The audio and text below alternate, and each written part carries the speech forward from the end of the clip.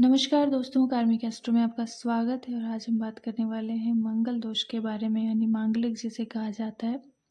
तो कुंडली में जब कभी भी मंगल, वो चाहे किसी लड़की की कुंडली हो या किसी लड़के की कुंडली हो, जब मंगल पहले घर में, चौथे घर में, सातवें में, आठवें में या 12वें घर में बैठते हैं तो उन्हें कहा जाता है कि व्यक्ति मंगली है, ये लड़का या लड़की मंगली है, इसको मंगली दोष है, मंगल का दोष है इनकी कुंडली में। और इस वजह से फिर उनकी शादियों में भी प्रॉब्लम्स आती हैं। यानी कि एक मंगली व्यक्ति की शादी भी एक मंगली व्यक्ति से ही होनी चाहिए, ये हम सभी को पता है। ठीक है, तो अब हम जानेंगे कि कैसे हमेशा ये मंगल अगर 1, 4, 7, 8, 12 में बैठा है तो हमेशा व्यक्ति मंगली नहीं होता। इसके कुछ उपाय भी हैं, कुछ कहिए कुंडली में और चीज़ें भी देखनी चाहिए। जैसे कि कुछ पंडित लोग होते हैं जो कि उन्होंने देखा कि अगर मंगल इन इन घरों में है तो व्यक्ति को सीधे कह देते हैं कि अरे ये तो मंगली है। पर इसके कुछ और भी ऑप्शंस हैं, मतलब बाकी ग्रहों को भी देखना ज़रूरी है, तब जा कर के हम डिसाइड कर सकते हैं कि हाँ, ये व्यक्ति सच में मंगली है। अब जैसे कि किसी लड़के की कुंडली में मंगल 7वें घर में है, एग्जाम्पल ले रहे हैं हम, मंगल 7वें घर में है तो लड़का मंगली हो गया।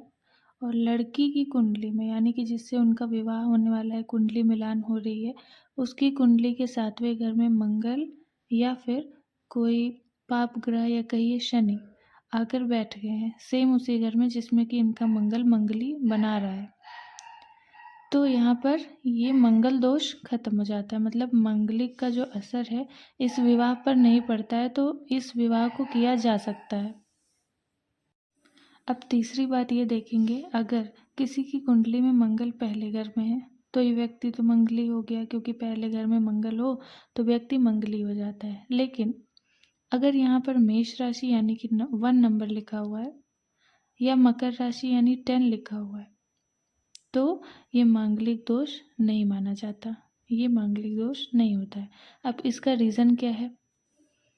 क्योंकि पहला घर यानी नंबर 1 मेष राशि बनती है और इसमें पहले घर में मंगल अच्छा काम करते हैं। दूसरा रीज़न 10th राशि यानी मकर में मंगल उच्च के हो जाते हैं।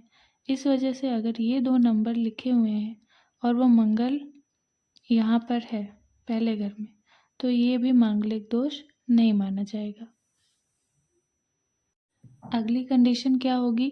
अगर मंगल चौथे घर का है, मतलब चौथे घर में मंगल बैठे हैं, मंगली दोष बना रहे हैं, लेकिन अगर यहाँ पर वृश्चिक राशि यानी कि 8 नंबर लिखा हुआ है तो ये मंगल दोष नहीं बनेगा। और अगर मंगल यहाँ 7th हाउस में बैठे हैं, यहाँ भी मंगली दोष बना रहे हैं, लेकिन अगर यहाँ पर 2 यानी कि वृषभ राशि बन रही है, 10 यानी मकर राशि बन रही है, तो भी ये मंगली दोष नहीं माना जाएगा। अगला, अगर मंगल 8वें घर में है, ये भी मंगली दोष बना रहे हैं, लेकिन अगर यहाँ पर 11 और 12 यानी कि कुंभ या मीन राशि पड़ रही है, 8वें घर में मंगल है लेकिन यहाँ पर 11 या 12 लिखा हुआ है, तो ये मंगली दोष नहीं माना जाएगा। अगला है, जैसे 12वें घर में मंगल है, ये भी मंगली दोष बना रहा है, लेकिन अगर यहाँ पर धनु राशि पड़ रही है यानी 9 नंबर लिखा हुआ है, तो भी ये मंगल मंगली दोष नहीं बना रहा है। तो ये सब जो कंडीशंस हैं, मंगली दोष बताने से पहले, जैसे कुछ लोग बता देते हैं देखते ही 12वें घर में मंगल है तो ये व्यक्ति मंगली है, लेकिन नहीं, अगर नंबर 9 लिखा है तो मंगली नहीं है, मंगल दोष का असर नहीं होगा। अगली कंडीशन हम देखेंगे, अगर मंगल कुंडली के किसी भी घर में, यानी कि जिस घरों में वो मंगली बनाता है, जैसे कि 1, 4, 7, 8, 12, मंगल इन किसी भी घरों में है लेकिन उस घरों में मेष राशि पड़ रही है या कर्क राशि यानी 1 लिखा हुआ है या 4, तो भी ये मंगल दोष नहीं माना जाता। अगर यहाँ 1 लिखा है मंगल बैठे हैं तो मंगली नहीं है, अगर यहाँ 4 लिखा है या 1 लिखा है और मंगल बैठे हैं तो भी मंगली नहीं है। अब जैसे यहाँ पर मंगल बैठे हैं, मंगली दोष बना रहे हैं, चाहे पहले में बैठ जाएं या सातवें में बैठ गए, पहले या सातवें में मंगल बैठ के मंगली दोष बनाते हैं। लेकिन अगर गुरु उच्च के हो, अच्छी कंडीशन में बैठे हैं, यहाँ पर गुरु उच्च के हैं, कर्क के गुरु उच्च के माने जाते हैं, और शुक्र भी स्वराशि हो या उच्च का हो, तो शुक्र यहाँ पर स्वराशि है। ये एग्जाम्पल के लिए मैंने बनाया, ठीक है। तो शुक्र यहाँ पर स्वराशि होके बैठे हैं और गुरु उच्च के हैं, ये भी मंगली दोष नहीं माना जाएगा, ये मंगल दोष नहीं बनेगा। अगर मंगली दोष बना रहे हैं अपने घरों में 1, 4, 7, 8, 12 में बैठ के बनाते हैं मंगल दोष, लेकिन अगर वो मंगल 4 नंबर का है यानी कर्क राशि का है, कर्क राशि का मंगल उच्च का माना जाता है, अगर ये मंगल 4 राशि लिखी हुई है वहाँ बैठे हैं तो मंगल दोष नहीं होगा। अगर वो मंगल वक्री है, वक्री पे ये सिंबल आपको दिखेगा, वक्री है अगर वो मंगल, तो भी मंगल दोष नहीं माना जाएगा, इनमें से कहीं भी बैठा हो तो। अगर वो मंगल अस्त है, अस्त के लिए ये आपको सिंबल दिखेगा, कहीं भी बैठा है और मंगल अस्त है तो भी वो मंगल दोष नहीं माना जाएगा। अगर मंगल पहले घर में बैठा है, 10वें में बैठा है और इसमें मेष राशि या वृश्चिक राशि यानी मंगल की अपनी ही राशि पड़ रही है तो ये मंगल दोष नहीं पड़ेगा। यहाँ पर मंगल बैठ के मंगल दोष बना रहे हैं, और अगर यहाँ पर 10 यानी कि मकर राशि है, मकर में मंगल उच्च के हो जाते हैं तो ये भी मांगलिक दोष नहीं माना जाएगा। एक चीज़ मैंने यहाँ पर गलत कह दिया, ये मंगल उच्च नहीं, 4 यानी कर्क राशि में मंगल नीच के हो जाते हैं, तो अगर मंगल नीच के हैं, वक्री हैं या अस्त हैं तो ये मंगल दोष नहीं मनाएंगे। अगर इन सब घरों में बैठे हैं और नीच के हैं, वक्री हैं, अस्त हैं तो भी ये मंगल दोष नहीं बनाते हैं। मैंने यहाँ पर भी शायद उच्च बोल दिया था, मंगल चौथे घर में नीच के हो जाते हैं, ठीक है। अगली कंडीशन है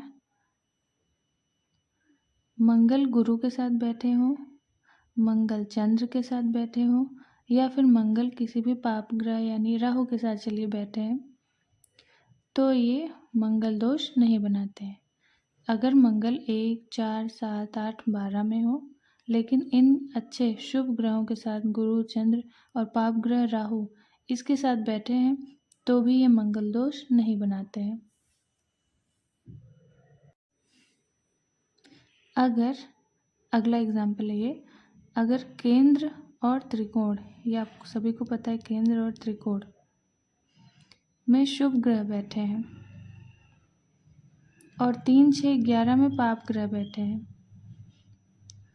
और सप्तम भाव में सप्तमेश बैठे हैं, यानी देखिए यहाँ सप्तम भाव में सप्तमेश बैठे हैं, वृषभ राशि पड़ रही है, इनके स्वामी होते हैं शुक्र, और 3, 6, 11 में पाप ग्रह बैठे हों और केंद्र त्रिकोण में शुभ ग्रह बैठे हों, उसके बाद मंगल अगर 1, 4, 7, 8, 12 में है तो वो भी मंगली दोष नहीं बनाने देते, क्योंकि इतने सारे शुभ ग्रहों का प्रभाव पड़ रहा है और 3, 6, 11 इन सब में पाप ग्रह अच्छा काम करते हैं। इसलिए जब इतनी सारी शुभ चीज़ें हो रही हैं और सप्तमेश भी सप्तम भाव में ही बैठ गए हैं तो मंगल दोष नहीं लगता है। अगला है, अगर मंगल के ऊपर मंगल दोष यहाँ पे बना रहे हैं पहले घर में बैठ के, मंगल के ऊपर गुरु की सप्तम दृष्टि पड़ जाती है, मंगल पर गुरु की सप्तम दृष्टि पड़ रही है, यहाँ पर गुरु बैठ गए हैं तो ये मंगल दोष नहीं लगता, ख़त्म कर देते हैं, क्योंकि गुरु की दृष्टि बहुत ही पवित्र मानी गई है, बहुत अच्छी मानी गई है, तो इनकी दृष्टि मंगल पे पड़ रही है, इन्होंने मंगल दोष को ख़त्म कर दिया। आखिरी है ये एग्जाम्पल। मंगल अगर 1, 4, 7, 8, 12 राशियों में हो जहाँ पर ये मंगल दोष बनाते हैं, और गुरु 1, 4, 5, 7, 9, 10, 1, 4, 5, 7, 9, 10 इन राशियों में हो, गुरु अपनी सभी अच्छी जगहों पर बैठे हों, तो ये मंगल दोष को ख़त्म कर देते हैं। गुरु एक बहुत ही अच्छे ग्रह, बहुत ही पवित्र ग्रह माने जाते हैं। इनके असर से काफ़ी अशुभता जो होती है आपकी कुंडली की, वो ख़त्म हो जाती है। इसलिए अगर मंगल दोष बना रहा है, लेकिन गुरु इन राशियों में बैठ गया है, मेष के राशि 4 नंबर की कर्क राशि, कर्क में उच्च हो जाते हैं गुरु, 5, 7, 9 और 10 इन सब में बैठे हैं गुरु, यानी इनमें से किसी पे भी बैठे हैं, तो वो मंगल दोष को ख़त्म कर देते हैं।